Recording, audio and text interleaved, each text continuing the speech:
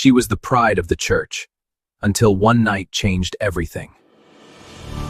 Everyone in Gloryland Parish believed Pastor Joshua's daughter, Mary, was perfection in human form.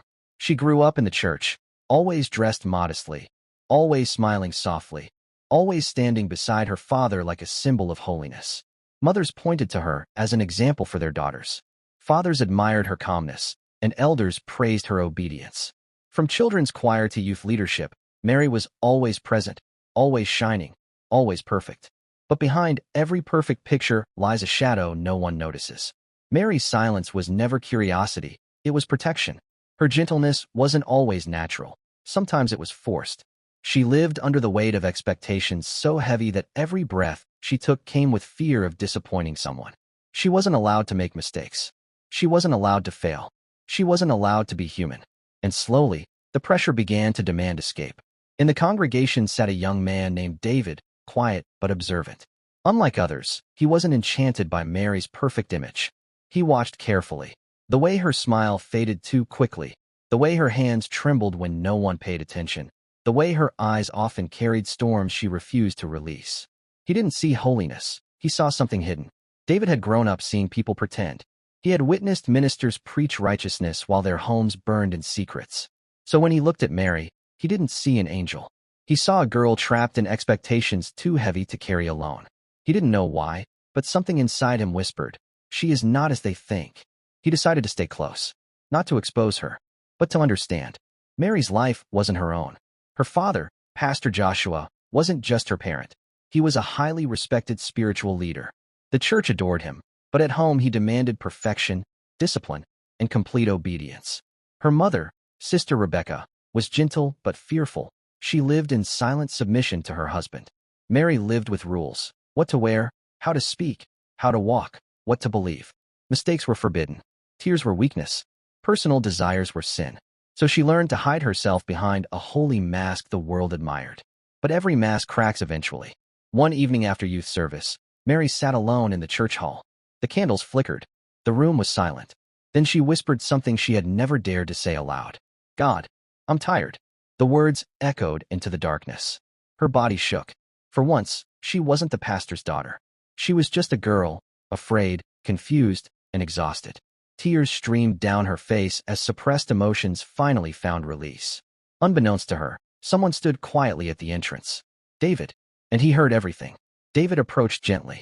Mary panicked, wiping her tears quickly, forcing a smile. "I'm fine," she lied.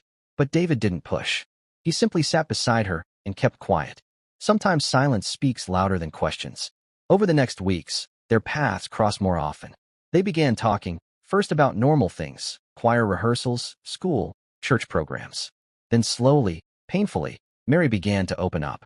She confessed how lonely she felt, how trapped, how she wanted to live like a normal girl, how she sometimes questioned if anyone truly loved her or just loved the image of her. And slowly, David became the only person who saw the real Mary. This was the beginning of everything. The first real mistake didn't look dangerous at first. It was just a late night walk after a youth vigil. The city lights glowed softly. The night breeze felt free. No church eyes watching. No holy expectations pressing. For once, Mary felt human. They laughed. They joked. They breathed. Then slowly, she began sneaking out more. Small escapes to feel alive. Not wild parties. Not crimes. Just freedom. But secrets are like sparks, and sparks eventually grow into fires. Someone noticed, and rumors began to whisper. Church members began to notice Mary staying out late. A sister whispered to another sister. A brother hinted to an elder. Soon, silent suspicion spread. But instead of concern, they judged. How can a pastor's daughter behave like this? She is becoming worldly. Something is wrong somewhere. Meanwhile, Mary didn't even know a storm was rising behind her. Mary wasn't rebelling against God. She was fighting for herself. But one night, everything broke. Pastor Joshua found out she had left home without permission. His anger wasn't just discipline, it was pride wounded. He shouted. He scolded.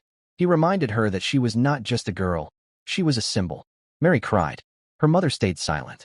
And something inside Mary snapped. This wasn't life. This was a prison. Trying to escape emotional pain, Mary made new friends outside church. Real friends, or so she thought. They didn't judge. They didn't expect perfection. They accepted her. But acceptance sometimes comes wrapped in danger. The group slowly introduced risky behaviors. Late nights, drinking, recklessness, not because she loved it, but because it numbed the pain. David noticed she was slipping. He tried to stop her, but Mary was already drowning. One night, during a storm, Mary didn't return home. Church members panicked. Her parents feared disgrace more than her safety. David searched frantically. He found her unconscious. Ambulance sirens filled the air. The church cried. The town buzzed. Whispers turned into loud accusations. Everyone who once praised her now condemned her. Mary's life was hanging between life and death, and the truth finally began to unfold. When Mary finally woke up in the hospital, she didn't cry. She confessed, not to defend herself, but because she was done pretending. She spoke about the emotional abuse, the unbearable expectations, the loneliness, the silent suffering. For the first time, Pastor Joshua truly heard his child, not as a church figure, but as a human being. And guilt crushed him. The church expected punishment, discipline, public repentance. Instead, Pastor Joshua shocked everyone. He admitted failure, not as a pastor, but as a father. He told the church they had worshipped image more than love. They had adored holiness but neglected humanity. They had praised perfection but ignored pain. And the church went silent. Mary began therapy. She talked. She healed. She learned to breathe. Her mother finally found courage to speak. David stayed by her side. Slowly, light returned to her eyes. She wasn't perfect anymore. She was better. She was real. Mary didn't return to church as pastor's daughter. She returned as Mary, a survivor, a voice, a human. The congregation learned compassion. The community learned understanding. Her father learned humility. And Mary? She learned freedom. Recovery isn't a straight line, and Mary learned that painfully. Some mornings she woke up strong, determined to rebuild. Other days she curled under her blanket, overwhelmed by shame and fear. But she didn't hide anymore. She attended her counseling sessions, talked honestly, and slowly allowed herself to feel everything she'd suppressed for years. David remained close, not as a savior, but as a friend who refused to leave. He didn't pressure her. He didn't judge her. He simply stayed. And in his quiet presence, Mary found strength. For the first time in her life, she was allowed to be imperfect and still worthy of care. Meanwhile, her father battled guilt every day. Seeing Mary vulnerable shattered his pride. He realized he had been so busy being pastor that he had forgotten how to be father. He didn't just apologize once. He committed to change, to listen more, to love more, to control less. Mary began to accept something powerful. She wasn't ruined. She wasn't fallen. She wasn't beyond redemption. She was human, healing, breathing, living. For the first time, she looked in the mirror and didn't see the pastor's daughter. She saw Mary. While her home slowly healed, the outside world wasn't as kind. Gossip lingered among the church members and community like smoke after fire. Some people watched her like a spectacle. Others whispered when she passed.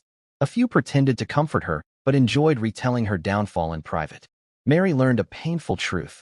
People celebrate perfection, but they are fascinated by failure.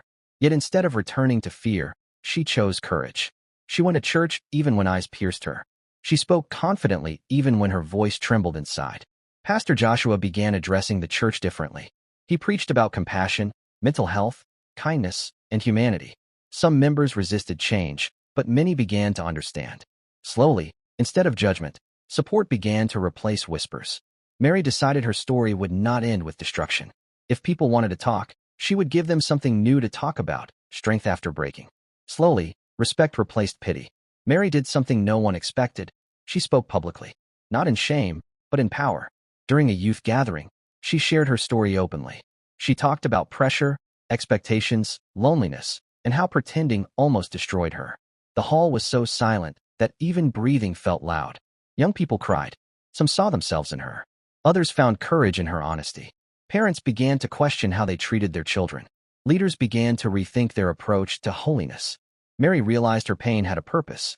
She became a mentor to troubled girls. She listened to them the way no one had listened to her. She didn't preach at them. She understood them. The girl who once broke beneath expectations was now helping others stand. Her scars became strength. Her past became purpose. David and Mary's bond grew, but slowly and carefully. It wasn't a dramatic whirlwind romance. It was gentle, patient, respectful. David never tried to rescue her. He encouraged her to rescue herself. And because of that, her feelings weren't born from dependence, but trust. Pastor Joshua eventually saw David differently.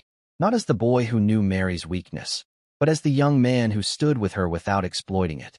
He thanked David one day, not as a pastor, but as a grateful father.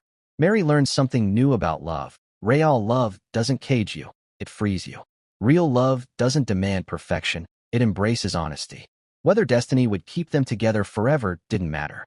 What mattered was that in this chapter of her life, David had been her light. And Mary finally believed she deserved love. Transformation didn't stop with Mary. It touched her family too. Her mother gained strength to speak more openly. She stopped living in fear and started standing beside her husband as a partner, not a silent shadow. Pastor Joshua softened as a father and matured as a leader. He listened. He laughed more. He protected his family not with authority, but with love. Home no longer felt like a holy prison. It became a sanctuary. Meals were shared with laughter instead of tension. Conversations were real, not rehearsed.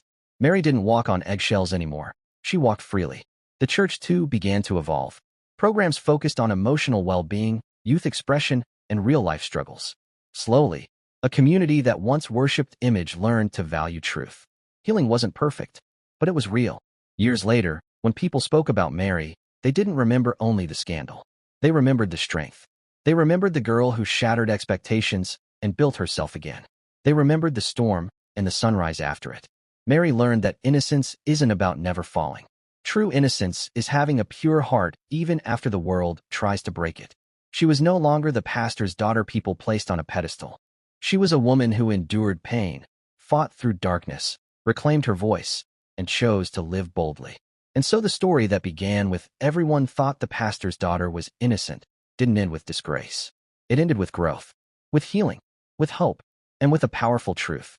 Behind every perfect image is a human story, and sometimes, the most broken people become the strongest.